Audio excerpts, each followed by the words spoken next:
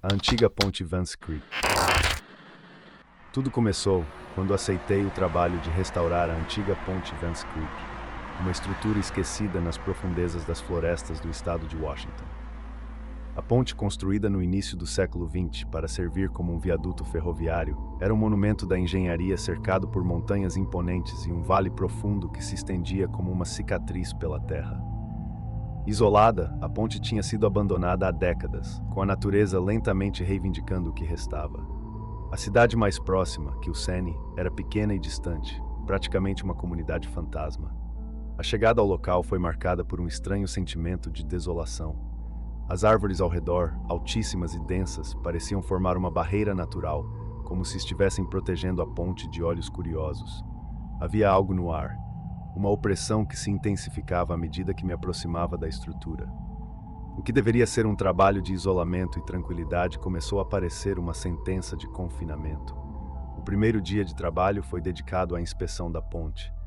Era uma estrutura imponente, ainda firme, mas corroída pelo tempo. Ao caminhar por ela, uma vertigem tomou conta de mim. O abismo abaixo era extremamente profundo e misterioso, uma queda que parecia eterna. O silêncio era absoluto, quebrado apenas pelo som dos meus passos ecoando nas tábuas antigas. E enquanto caminhava pela ponte, me senti desconfortável, como se houvesse algo errado. Meu desconforto aumentou quando notei que as vigas de madeira estavam cobertas por uma espécie de fungo estranho, um crescimento negro e úmido que se espalhava como uma doença. Naquela noite, estabeleci meu acampamento em uma velha cabana de madeira situada a poucos metros da ponte. A cabana parecia ter sido usada por trabalhadores na época da construção, e agora estava quase em ruínas. No entanto, o que mais me perturbava era a sensação de umidade no ar, como se o lugar estivesse constantemente à beira de uma tempestade que nunca chegava.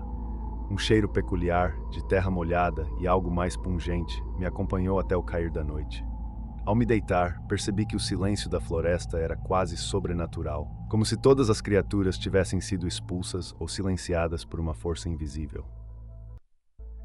Nos dias seguintes, o trabalho prosseguiu, mas algo não estava certo. A ponte parecia se deteriorar mais rápido do que o normal, como se a estrutura estivesse se desfazendo diante dos meus olhos. A cada dia que passava, a madeira ficava mais frágil, as vigas mais instáveis, e o fungo negro se espalhava com uma rapidez alarmante. No entanto, o que mais me perturbava era a ausência de vida ao redor.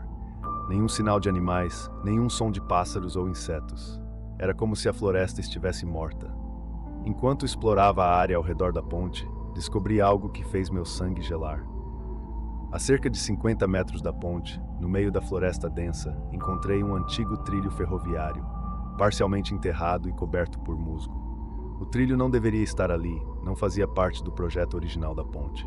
Era como se tivesse sido arrancado de seu lugar e arrastado para o coração da floresta por alguém ou por uma força desconhecida.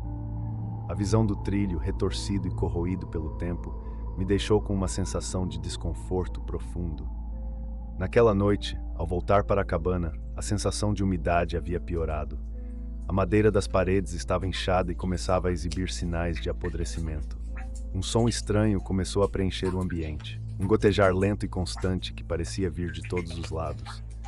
Procurei a fonte do som, mas não havia água visível, nenhum sinal de vazamento. Era como se a própria cabana estivesse chorando, expelindo a umidade de suas paredes como suor. O cheiro de podridão tornou-se mais forte, impregnando tudo ao redor. O trabalho na ponte tornou-se insuportável. A sensação de estar sendo observado crescia a cada dia, mas não era uma presença física. Era como se a ponte e a floresta ao redor estivessem vivas, conscientes da minha presença e determinadas a me expulsar. Comecei a perceber que a madeira das tábuas estava cada vez mais mole, cedendo sob meus pés como se estivesse apodrecendo de dentro para fora. Ferramentas que eu havia deixado perfeitamente alinhadas desapareciam ou mudavam de lugar, reaparecendo em locais impossíveis. A pior descoberta veio em uma manhã fria e enevoada. Ao caminhar pela ponte, algo sob meus pés estalou. A madeira cedeu e eu quase caí no abismo. Quando recuperei o equilíbrio, notei que o buraco revelava algo profundamente perturbador. Ossos. Ossos antigos e quebrados, incrustados na estrutura da ponte como se fossem parte dela.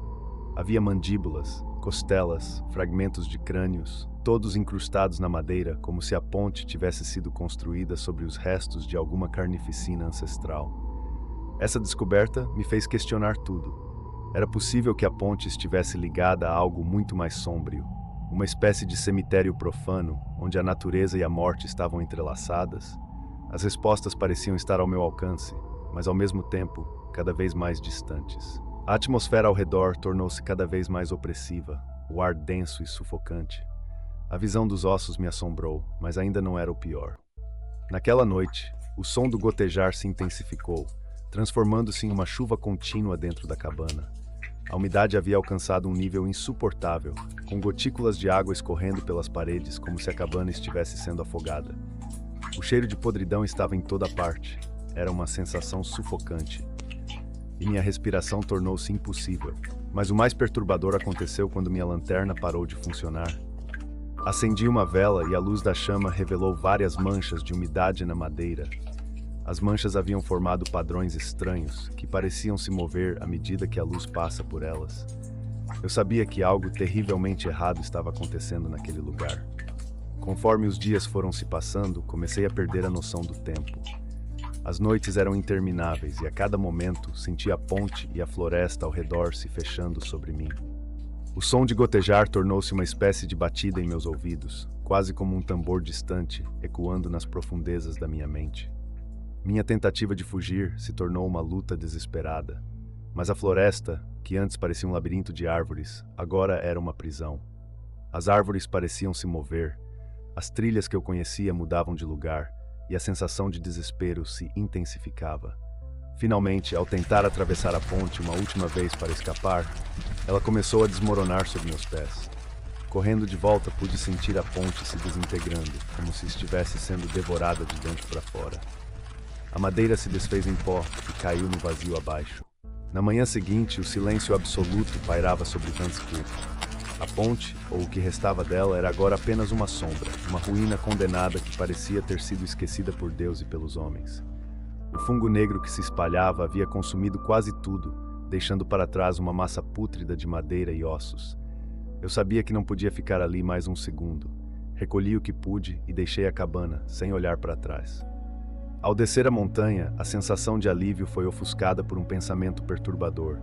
E se a ponte não estivesse apenas apodrecendo, mas se transformando?